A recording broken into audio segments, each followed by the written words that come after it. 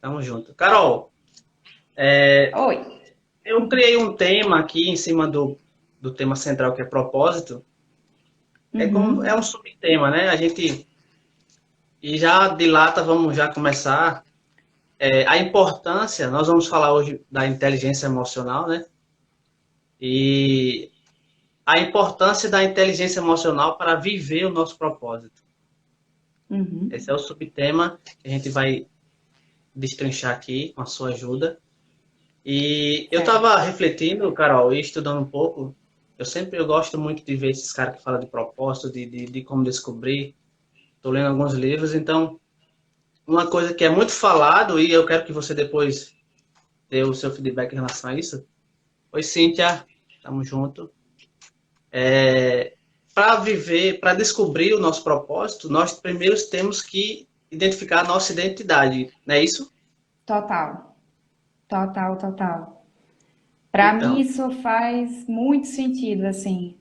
Algumas pessoas atrelam o propósito ao lado financeiro, né? sim, Também. E nem sempre precisa isso estar junto, precisa estar ligado, né? Então, o propósito é a sua essência, é você colocando para fora aquilo que transborda dentro de você. E aí isso. você faz daquilo a sua missão em si, na vida, né? É uma busca de uma vida inteira, na verdade, o propósito. É verdade. E é um tema, como eu até falei hoje mais cedo contigo, que é um tema muito amplo, né? É um tema muito vasto, assim, Muito, que a gente pode abordar vários assuntos. Mas eu muito, queria muito. que você, em cima desse subtema, a É, importância da inteligência emocional para viver esse propósito.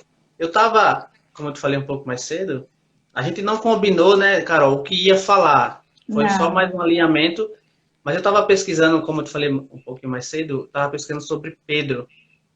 certo. E a inteligência emocional, né, ela conta muito se tratando espiritualmente para os frutos do Espírito. Na Bíblia fala sobre os frutos do Espírito, né? Que está relacionado a essa inteligência emocional de você, bondade, controle, autocontrole, né? Então, assim, Total. em cima desses frutos do Espírito, que é a inteligência emocional, você ter o autocontrole, você saber dominar suas emoções. Um cara que me chamou muita atenção, que soube controlar, soube, na verdade, construir, né? Eu até escrevi aqui uma frase diz assim: para viver o propósito é preciso ativar e descobrir nossa identidade, né? Qual a importância de desenvolver nossa inteligência emocional?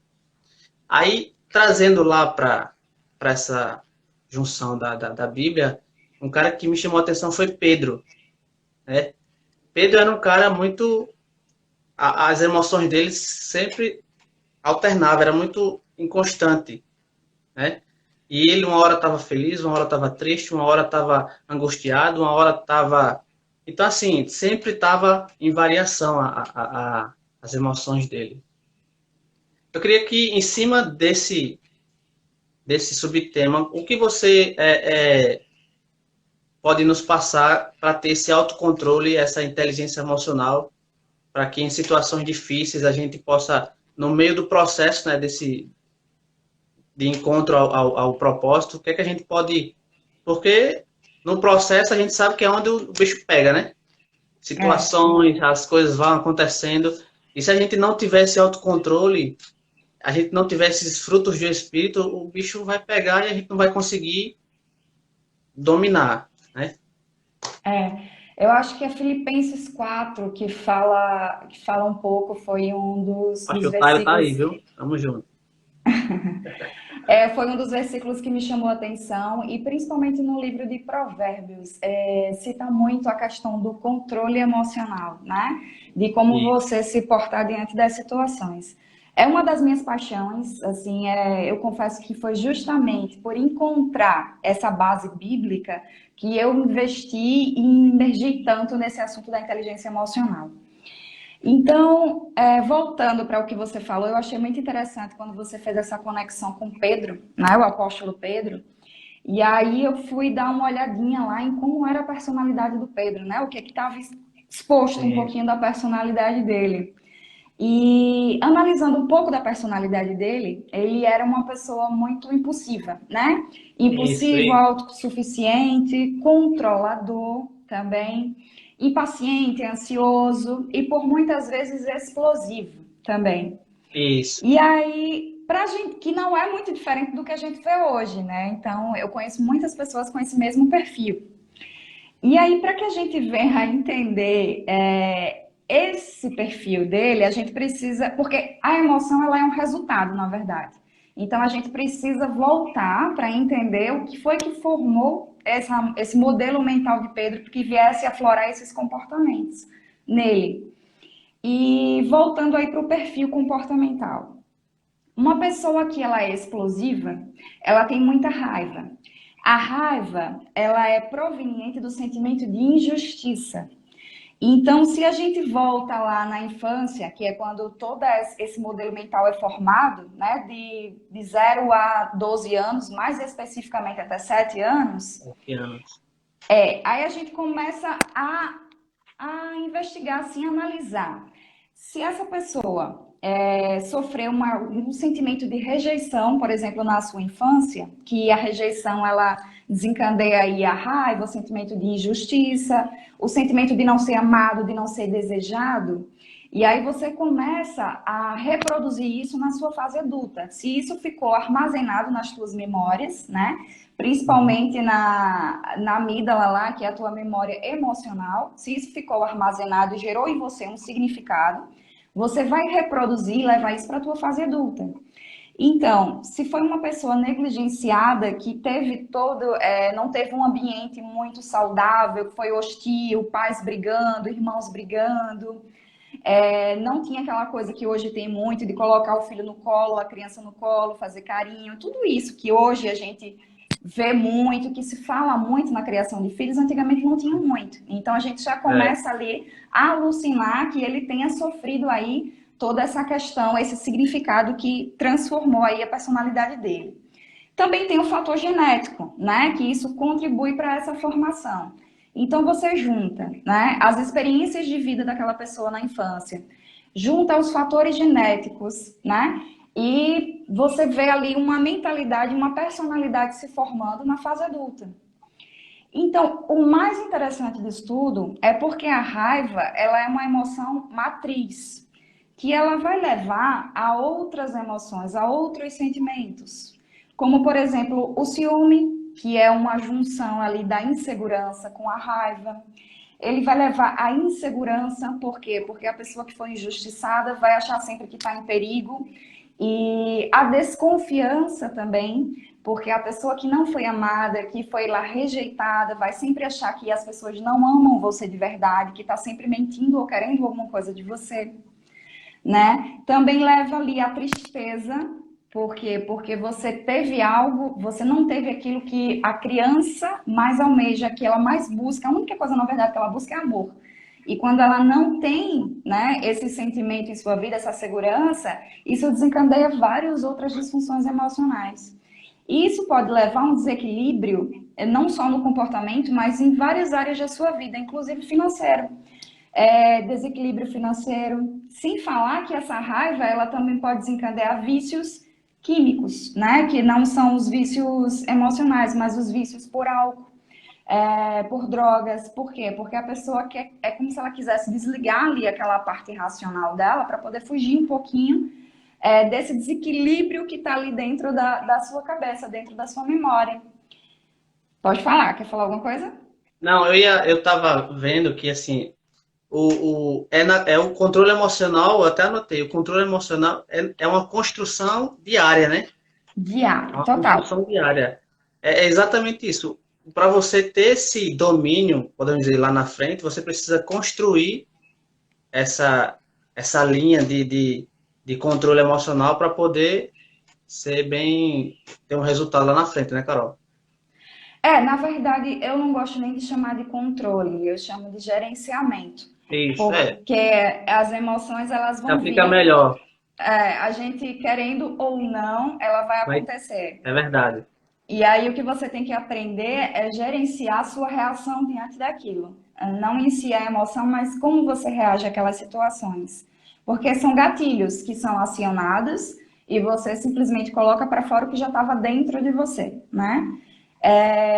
Então você pode também ser viciado nessas emoções, porque quando uma emoção é liberada no seu corpo, né, que a emoção é o comportamento, as pessoas estão vendo ali eu me manifestando naquela emoção, é liberada uma descarga de hormônios no seu corpo.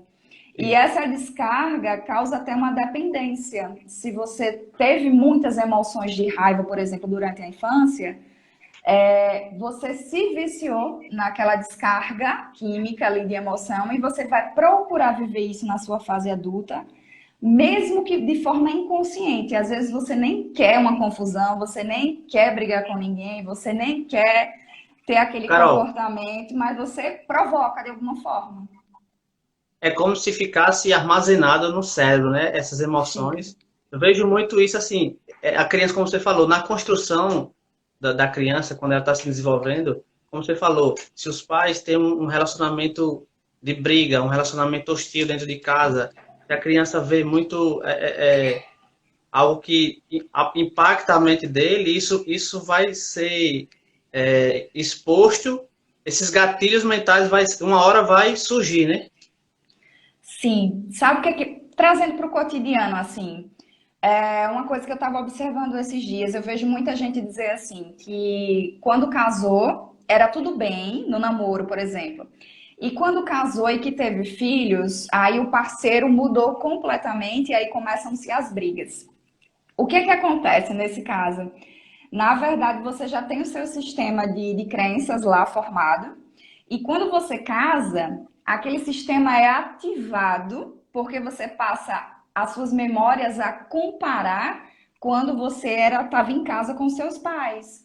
E aí você começa a reproduzir o comportamento dos seus pais. Então, aquilo que estava lá guardadinho começa a se manifestar depois do nascimento dos filhos, porque você se coloca ali no lugar do seu pai, você começa a reproduzir Sim. comportamentos. Ou seja, suas crenças elas são ativadas e você simplesmente, de forma involuntária, nem percebe, mas você simplesmente começou ali a reproduzir os mesmos comportamentos, que é o que a gente chama de repetição de padrão.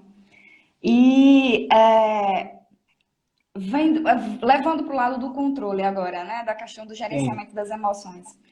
Se a gente fizer uma comparação com Pedro, por exemplo, Uhum. Pedro passou por uma mentoria extraordinária que foi com Jesus Cristo, né? Isso. Top. Foi o grande mentor dele, né? Que fez todo esse desenvolvimento para ele, com ele. Então, durante essa mentoria que ele teve lá, essa experiência, ele não teve só o conhecimento racional, que era o que Jesus falava nos encontros, quando reunia todos os apóstolos e todas as multidões que o Isso. seguiam, mas ele também teve experiências emocionais quando ele vivenciou, né, os milagres acontecendo, a transformação das pessoas perto dele. E o que foi que aconteceu ali? Ressignificou. Jesus ele ressignificou, né, o emocional de Pedro através não só do racional, do cognitivo, do que falava, mas através das emoções que ele sentia. E é interessante também a gente observar, né, nesses rompantes de emoções que ele tinha, que era um conflito entre o velho e o novo, E o novo. né? Então ele É estava verdade. ali sempre o quê?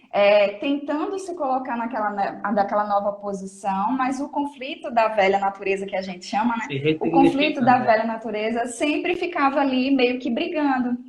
E eu digo que o ponto chave assim, dessa mentoria foi quando ele foi perdoado, que quando ele foi perdoado, que é o que O Jesus ensinou para pergunta a ele, ele, exatamente, que ensinou para ele de fato o que era o amor, porque se o problema dele foi com a falta de amor, ele se sentiu verdadeiramente amado, acolhido e perdoado. Então, todo aquele passado que ele tinha de memórias negativas, né, de memórias foi ressignificado através daquele momento. Então, houve de fato uma transformação.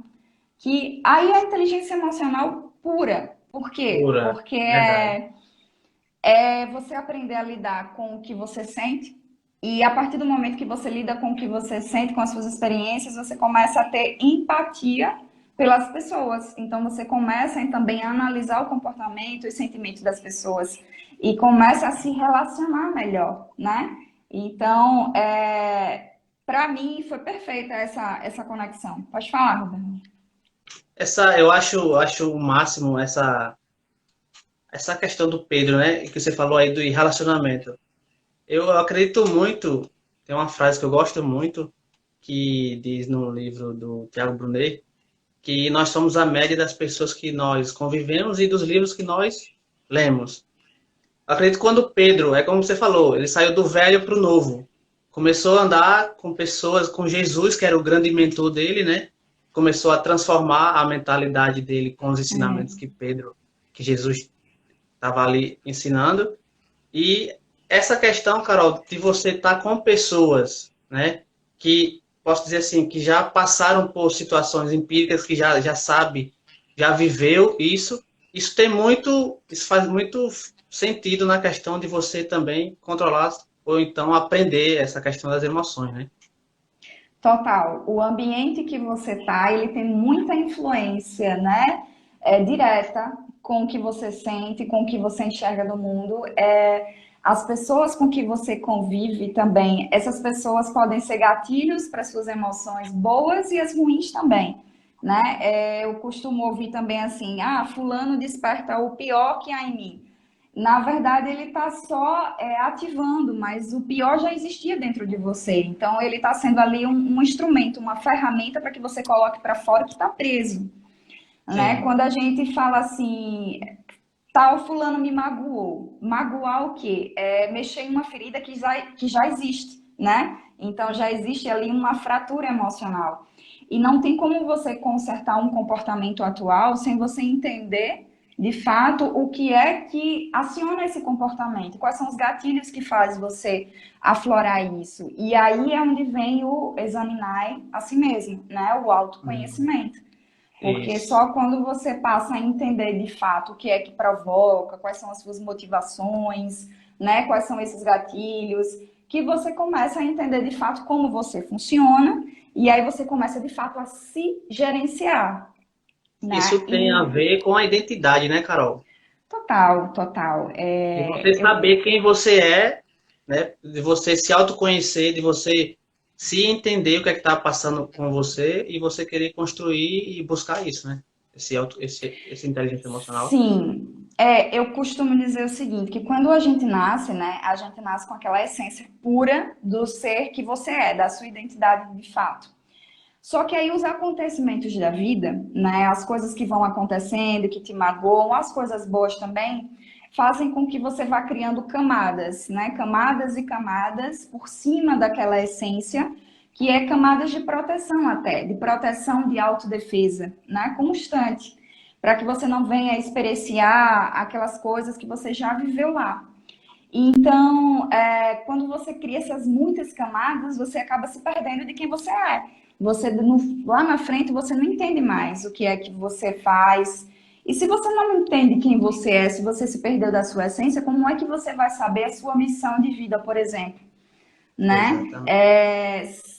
Se pessoas que buscam constantemente, ainda assim, é uma vida inteira em busca desse propósito, imagine pessoas que não buscam, né? Imagine essas pessoas que não mergulham dentro de si, desse universo, para você de fato saber, né? E essa construção diária da inteligência emocional, que é eterna, né?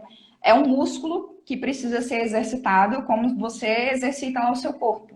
Então, a Sim. inteligência emocional, ela precisa também ser trabalhada diariamente, uma construção, onde você vai ter que se permitir errar muito, você vai errar de fato, para que você depois comece a acertar e a encontrar o caminho, o seu jeito, né? Dentro do seu tempo, dentro do seu jeito.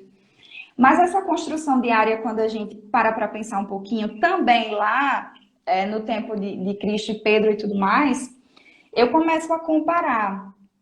Lá, a ciência fala que você tem que exercitar o seu corpo, por exemplo, para liberar hormônios positivos. Isso. Eles faziam muito exercício porque eles caminhavam muito, né? Foi. Eles Demais. caminhavam muito, e no tanto que eles caminhavam, liberavam também esses hormônios. A alimentação, que também é uma contribuição para esse desenvolvimento da inteligência emocional, a alimentação deles, lá não existia salsicha, nem Coca-Cola, nem nada disso, então era rica, né? É Era verdade. rica em nutrientes, era natural, que é o que a ciência hoje pede também para a gente consumir para ativar o nosso córtex pré-frontal, que é responsável aí pelo nosso raciocínio lógico.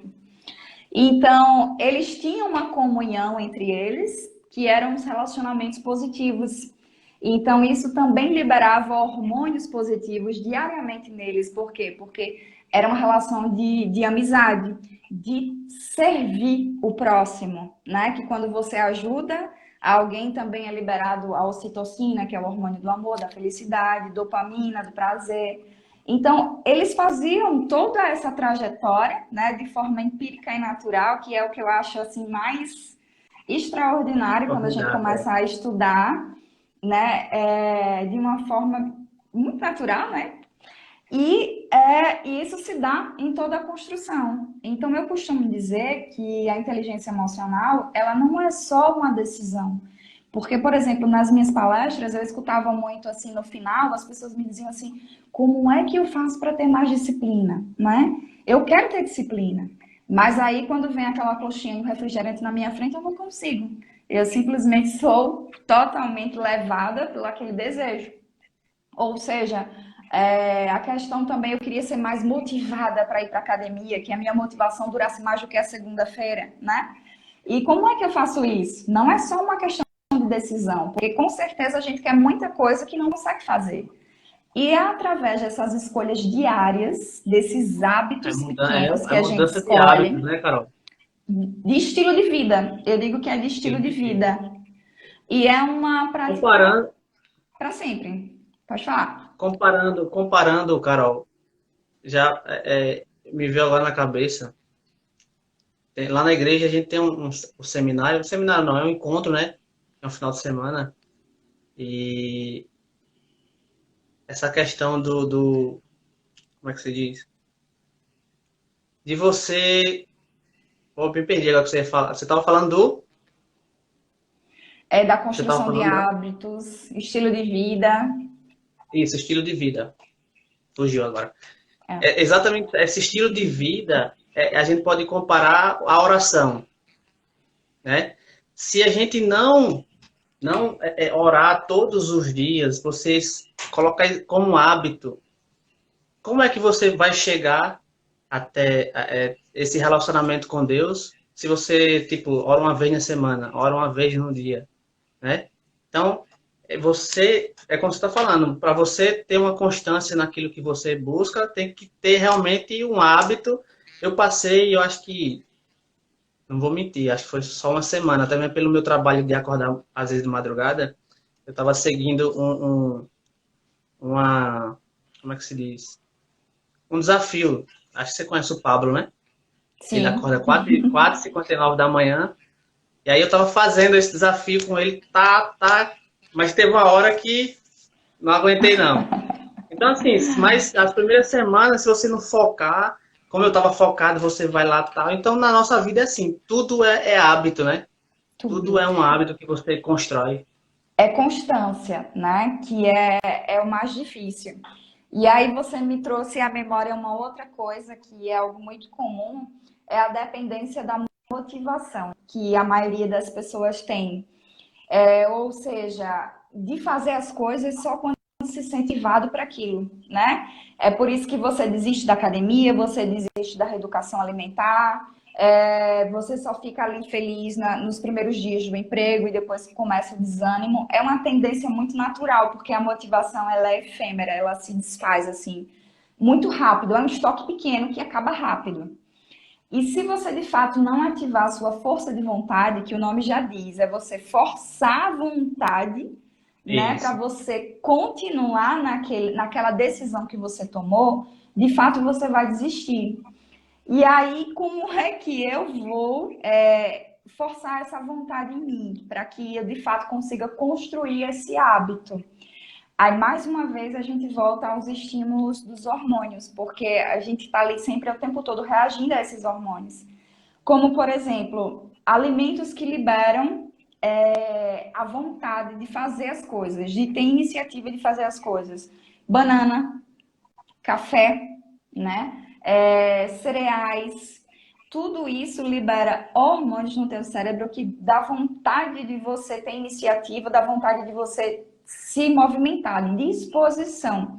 E aí você tem que ter essa alimentação rica para poder você se manter nesse hábito. É por isso que pessoas que estão ali constantemente na academia, eles de fato têm um estilo de alimentação diferenciado. Porque para você se manter, né, naquela constante, você precisa ali estar se regando dessa automotivação. E a motivação, assim, a mais forte, ela é aquela que está ligada aos teus valores, né? É aquela que é intrínseca e que você não está ali visando a recompensa imediata. Por exemplo, eu não tinha motivação nenhuma para fazer exercício físico, porque eu achava o quê? Que na academia era um lugar onde as pessoas iam para se mostrar, né? Eu tinha vergonha de ir. E por quê? Porque eu sempre atrelava o exercício físico à beleza. E a beleza não era tão importante assim para mim, não estava tão ligada aos meus valores. Quando eu ressignifiquei isso e hoje eu vejo o exercício físico como bem-estar emocional, a partir do momento que eu me exercito, que eu faço uma caminhada, que eu vou à academia, aquilo libera em mim sensações boas e eu consigo me manter no meu bem-estar emocional, isso para mim faz muito mais sentido do que a estética. Então isso já me dá uma motivação assim intrínseca que me faz manter ali aquela constância. Carol, isso tem muito a ver que você falou com a autoimagem, né? Essa questão, eu acho que muita gente sofre disso, velho. Essa questão da autoimagem, de achar o que as outras pessoas vão falar, de achar o que as outras pessoas vão vai comentar, e você não se enxerga, né? E acaba deixando de fazer algo que vai lhe beneficiar porque alguém vai achar que você, sei lá, tá mais gordinha, mais magrinha, mais branca. Isso atrapalha no processo também. Muito. São muitos fantasmas, na verdade, que a gente tem, porque, digamos, essa necessidade de aprovação, né, das pessoas, isso vem junto também da nossa infância, por exemplo, a gente tinha que ser uma criança obediente, né? Então, para ser uma criança obediente, eu precisava que os meus pais aprovassem as minhas atitudes. E aí, só que quando você cresce, você não precisa mais dessa aprovação, mas você continua necessitando dessa aprovação, só que você substitui, não é mais dos seus pais, são das outras pessoas que te rodeiam, pessoas, enfim, e você vira escravo, né, dessa aprovação das pessoas ao teu redor. E você meio que paralisa também, isso dá ali uma paralisação, porque quando você começa a imaginar o que as pessoas vão pensar, o que as pessoas vão dizer, como é que vão te julgar, de fato, você deixa de fazer muita coisa que você faria. E aí a gente volta para a questão da liberdade, né? De ser quem você é. É você ter coragem, de fato, de ser quem você é. Né? De você assumir a sua identidade, a essência, pronto, eu sou isso mesmo, isso aqui. E não precisar que alguém te aprove por isso, porque é uma coisa que o Pablo fala, né? Que o único que podia te julgar morreu na cruz por você. Então, por que mais você vai precisar dessa aprovação, né? Por quê? Né? Então, Carol, eu ouvi uma frase esses dias, assim, na verdade, o confronto, ele edifica e a afronta, ele humilha. Eu acho que tem muito também no meio dessa construção da inteligência emocional, as palavras que são lançadas, né, nas nossas vidas, para que você, uma palavra que lhe trava, né, principalmente nessa construção da criança, quando você lança essas palavras que você está afrontando a criança, você está humilhando, você está lançando palavras negativas. E isso vai ficando lá na mente dela, lá, e depois é diferente. A afronta, como eu falei, a afronta, ela faz com que você cresça, né? Porque quer dizer, a afronta não, o confronto. O confronto, ele faz com que você, ele faz com que você vá para cima, tente mudar aquela situação. A afronta, ela lhe humilha, ela tenta fazer que você se desanime, E isso tem muito a ver nessa questão também dessa construção da inteligência emocional, né? Do seu eu. É, essa questão da humilhação é muito forte para uma criança, por exemplo. E falando nas palavras, né? As palavras ela vem regada de significados e de Muito. sentimentos, né? E tudo que você fala, né, ali, ou que isso gera um pensamento, o pensamento vai gerar um sentimento, e aí você atrela aquele sentimento àquela palavra que gerou um significado para você. E esse significado vai resultar em emoções e em comportamento, né? De fato. E principalmente para a criança, porque a criança ela tem os seus pais como os seus heróis, né? Ela não tem o senso de julgamento do que é certo e do que é errado. Tudo que ela ouvir dos pais, ela vai ter aquilo como uma verdade absoluta, porque ela é uma esponja que está ali só absorvendo e aprendendo tudo que ela está recebendo. E são essas coisas que ela recebe, que geram significados, que vai formar, de fato, a personalidade dessa pessoa que vai virar um adulto, né, na verdade. Então, é muito e muito importante. E eu acho muito incrível, assim, a falta de olhar, de amor, que eu vejo muito hoje ainda, infelizmente, nas famílias para com seus filhos. Como, por exemplo, eles só se importam com o comportamento da criança para que os outros aprovem o comportamento A do seu prova. filho, né? É verdade, Quando o Carol. meu filho faz alguma coisa na rua, eu fico preocupada com o que os outros estão pensando e não em ensiná-lo de fato o que ele deve aprender. Quando você sai de Então, casa, você já diz assim: olha, se comporta na casa de fulano, para fulano não falar de você, veja pra lá. exatamente. Aí, ou seja, né? E isso acaba gerando uma frustração muito grande na criança, porque ela já sai com aquilo do quê, né, na cabeça. Então, eu não sou uma criança boa, eu não sou uma criança que os meus pais não gostam de mim porque eles estão sempre brigando. E aí, outra coisa interessante atrelando a identidade é porque você acaba adaptando a personalidade, né? Você, como criança, você acaba se adaptando ao modelo dos seus pais e acaba escondendo aquilo de fato que você é. Como, por exemplo, uma criança desobediente, ela não é de todo ruim, né? Tem um lado bom na desobediência, se você analisar. Qual é o lado bom? É que é uma criança que ela questiona, ela não aceita Questiona, questionadora. tudo como verdade, O meu é né? assim. E o meu também. Então, Ixi. é uma pessoa que já dá indícios de quê? De que vai ser independente e que não vai viver tanto em prol do que os outros estão dizendo ou ditando para você.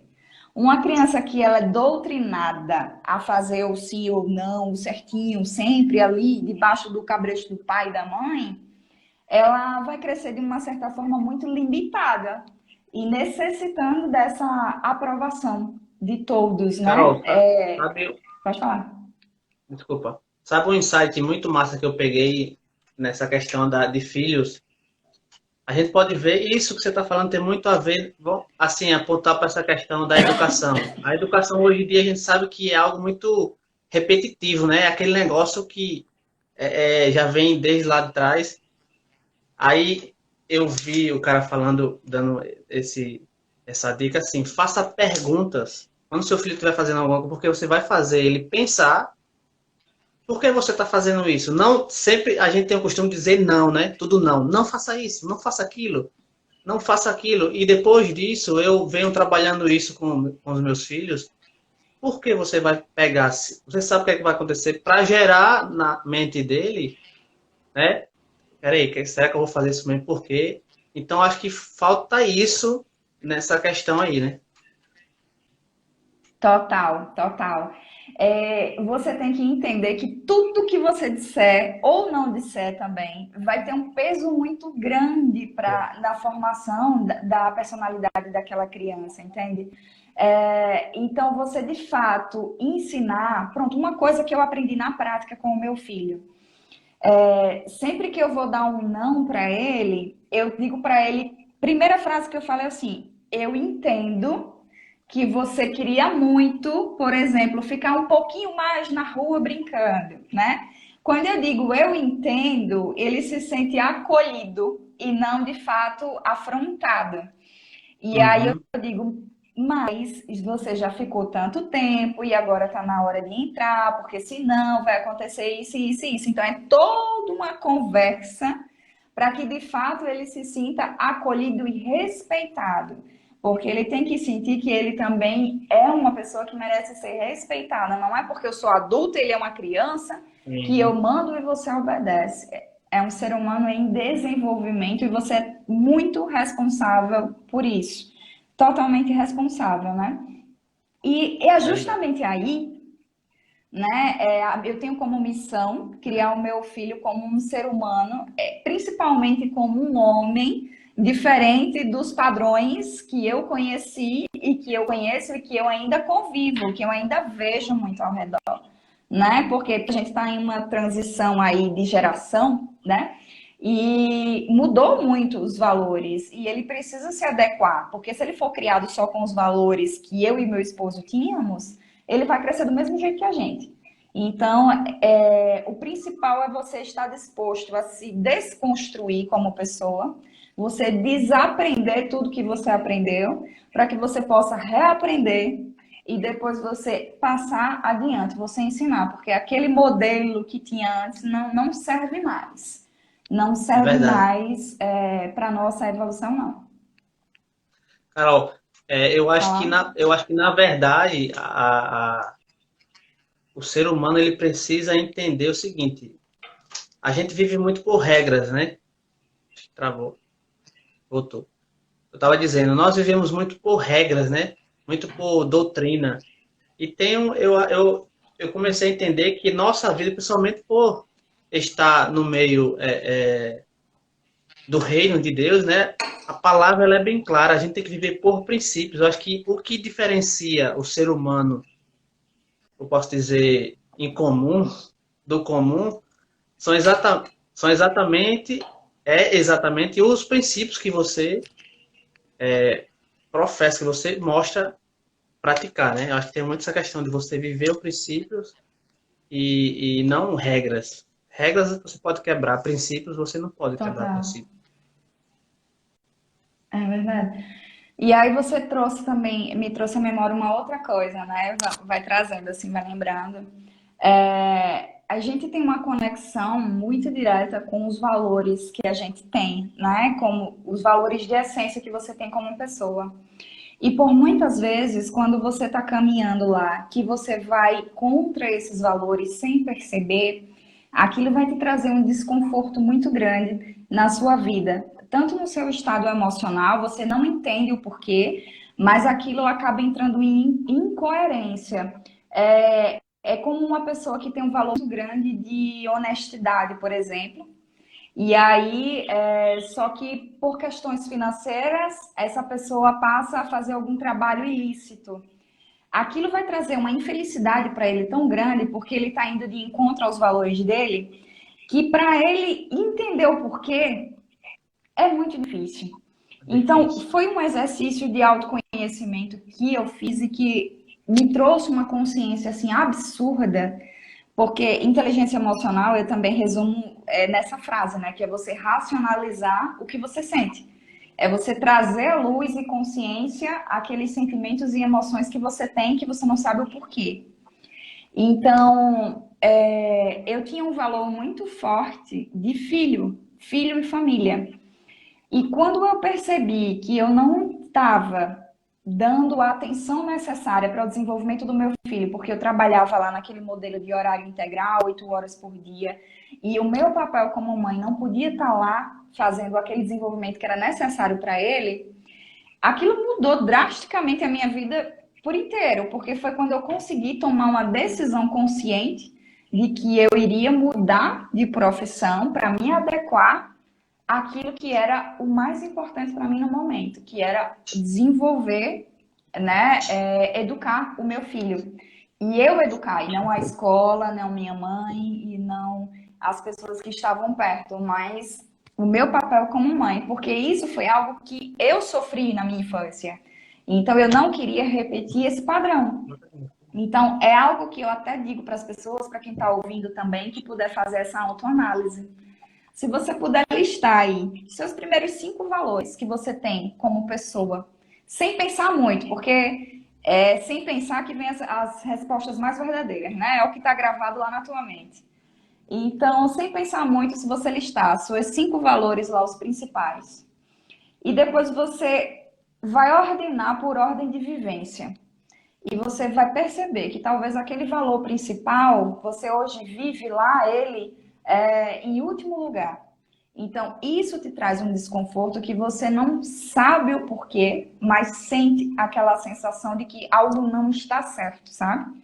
Então, é só mais um exercício de autoconhecimento que faz você, de fato, trazer a consciência de fato, o que você quer e o que você tem como missão, porque os seus valores estão muito atrelados à sua missão de vida, ao seu propósito de vida, que é você viver aquilo que você de fato acredita na sua maneira mais profunda, que é de acordo com os teus valores, né? Verdade. E eu acredito muito, Carol, nessa questão de você viver essa missão. Muitas vezes a gente está querendo, está buscando algo, sei lá, financeiramente, questão de emprego, e não dá certo. Você fica ali batendo naquela tecla, vai para um, vai para outro. Eu acredito que quando você começa a realmente ver o seu propósito, é quando eu comparo a um rio que a água está fluindo. E quando essa água está fluindo, você só conseguirá alcançar essas outras vidas e quando transbordar.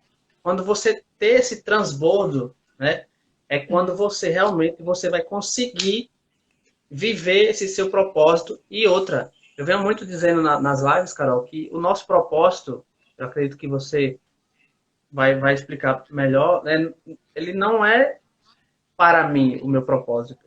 O nosso propósito, ele é coletivo, né? Eu acredito que Deus, quando nos criou, não criou para eu ser rico, o mais rico da terra, né? O mais famoso e tal.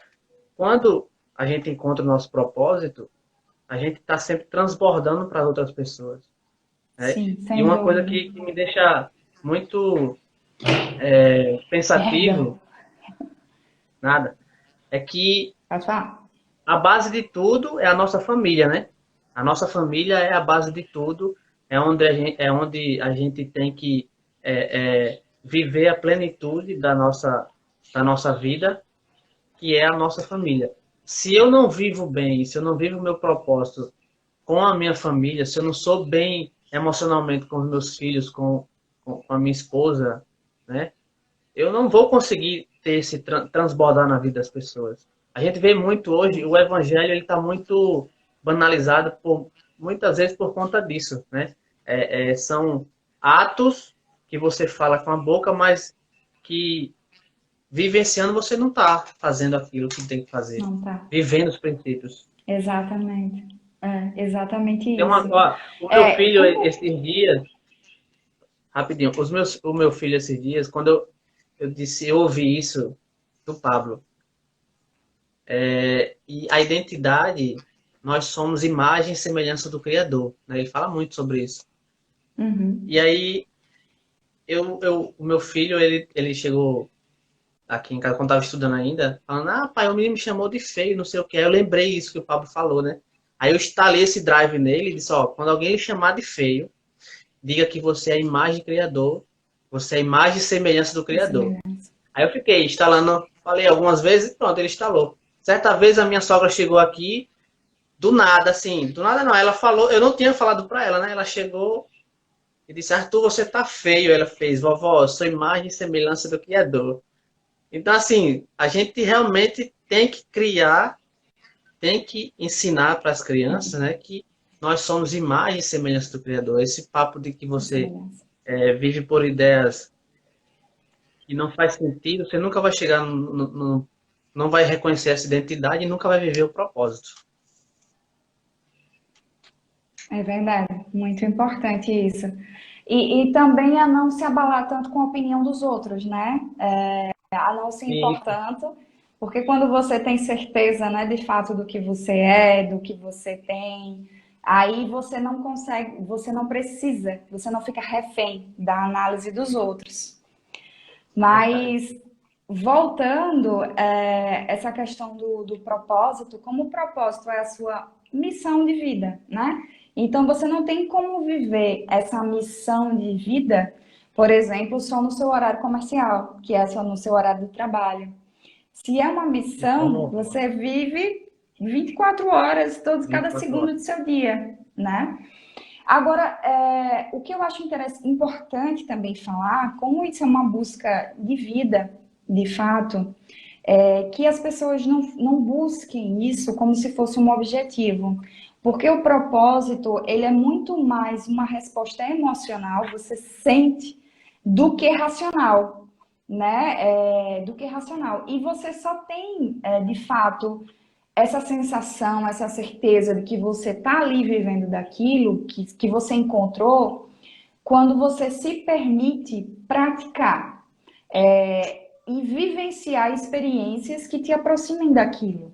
Se permitindo viver através das portas que se abrem para você, né? Você vai entrar em todas as portas que se abrir e ali você vai tirar a sua lição, o que for melhor daquele aprendizado. Dali, você vai conseguindo sentir se aquilo faz parte da sua essência, se aquilo faz sentido para você, se te traz uma felicidade imediata. Porque uma pessoa que ela não trabalha com propósito, o dia dela é uma grande tortura. Por quê? Porque ela está fazendo o que ela não Verdade. quer fazer, né? Ela está ali em busca de uma recompensa financeira e não de Verdade. colocar para fora aquilo que tem dentro dela. É muito É diferente de verdade. uma pessoa que vive pelo propósito, que trabalha pelo propósito, que a primeira sensação que você vai ter é uma felicidade imediata em fazer aquilo sem nem ter nenhuma recompensa, só pelo fato de estar participando, né? É aquela Ô, pergunta que a gente Carol, se faz: o que eu faria de graça, por exemplo? O que eu faria era até isso de que eu ia graça, falar. né?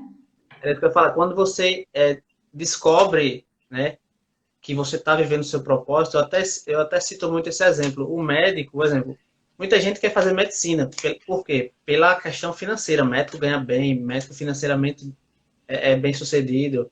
E aí você vê muitos médicos que buscam viver só essa questão do financeiro, que quando você vai lá no hospital, ele mal olha na sua cara, porque aquilo não é o que ele, não é o propósito dele, né? É como você falou, quando você Exatamente. descobre isso, até de graça você trabalha. Até de graça você faz uma Exatamente. E palestra, feliz. você atende alguém feliz. Show de Feliz. bola. E assim, e com menos esforço. Eu digo que é com menos esforço Exato. porque Gasta menos não energia, é, né? porque não é que os problemas vão sumir, não, eles vão continuar existindo. Só que você tem uma disposição muito diferente para lidar com esses problemas do que Verdade. você lidaria se não fizesse parte da sua missão, entendeu? É uma energia de fato diferente que você tem, uma disposição diferente e você não sofre pelas dificuldades. Você entende que aquilo faz parte de um processo e você passa por aquele processo sem tanto sofrimento. Simplesmente caminhando, fazendo parte dele, curtindo a jornada, tendo prazer naquela evolução e naquele crescimento, né? E assim, só para poder aqui trazer a consciência para quem tiver aqui, né? Por exemplo, um jovem recém-formado, né? Por exemplo, que se formou em fisioterapia. Ele não tem ideia do que é que ele quer fazer para o resto da vida, mas ele pesquisou fazer fisioterapia porque dava dinheiro, porque ele tinha alguma habilidade. E aí, aquilo é a única coisa que ele tem para começar a vida dele. Ele vai começar com aquilo. Mas, de repente, atuando com aquilo, ele percebe que lidar com pessoas, com atendimento, não é a praia dele, não satisfaz ele. Mas ele pode aproveitar aquele conhecimento e, de repente, pensar o seguinte: não, então eu posso criar um sistema para fisioterapeutas em clínicas. Ou seja, ele aproveitou o conhecimento da experiência que ele tinha para de repente encontrar aquilo que é a missão da vida dele, né? Que é a missão da vida dele e que vai trazer contribuição para as pessoas que estão ao redor, porque propósito é isso. Exato. Não pode Exatamente. ser só você o beneficiado. Tem que fazer sentido para as pessoas ao redor, né? Tem que trazer benefícios para as pessoas ao redor. Então, Eu comecei, por exemplo, eu estudei marketing, né? Eu sou formada em marketing, nada a ver, né? Mas eu fui motivada pela minha curiosidade no comportamento das pessoas. E olha que interessante. Então, eu tinha essa curiosidade de entender o que faziam as pessoas comprar, né? O que Hum, atraía as pessoas até os lugares e tudo mais. Nesse caminhar como gestora, lá no finalzinho, foi quando eu entendi que eu tinha uma habilidade natural de incentivar as pessoas, de dar um direcionamento, de dizer, olha, por aqui, de tirar o melhor de cada um como potencial. Quando me veio esse insight, foi quando eu conheci a palavra coach, porque até então eu não sabia o que era. Quando eu conheci a palavra, eu digo, é isso. Me veio o estalo assim, eu digo, poxa, é isso. Então eu trouxe o quê? De experiência, o que eu já tinha lá aprendido entendi. toda a minha vida, mas hoje, para mim, a realidade do que eu vivo, que é o propósito. Então, eu acho que toda experiência é válida e você só se permita provar e passar por todas essas portas e oportunidades, porque nessa jornada você vai encontrar de uma forma natural e espontânea, né? Você simplesmente vai sentir que é isso.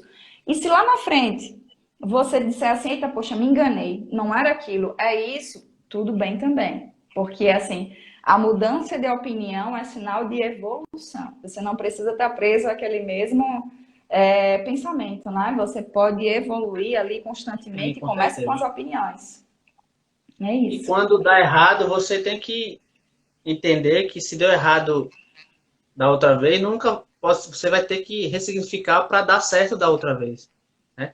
O Sim, River colocou que passou por isso também. Mudou né?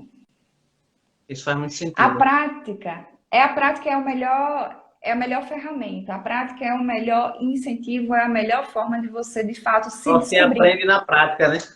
É a Tá. prática. Você só se descobre passando por essas experiências, né? Verdade. E esse é o sentido. Eu não sei quanto tempo a gente ainda tem, mas só A gente para já ia falar, acabar de falar isso. A gente está indo para a reta final, já vai concluir. Mas pode falar, quando tiver aqui eu dou um. tá. Ó, pode me interromper, viu? Porque quando eu começo, uma outra coisa interessante de se falar também de propósito é que existem várias formas de você cumprir a sua missão. Não precisa ser necessariamente naquela mesma receita de bolo. Porque, por exemplo, se eu tenho como missão trazer consciência através de pensamentos, de mudança de mentalidade, eu não preciso só fazer isso dando treinamento ou palestra. Eu posso encontrar outras formas de cumprir esse mesmo objetivo, essa mesma missão.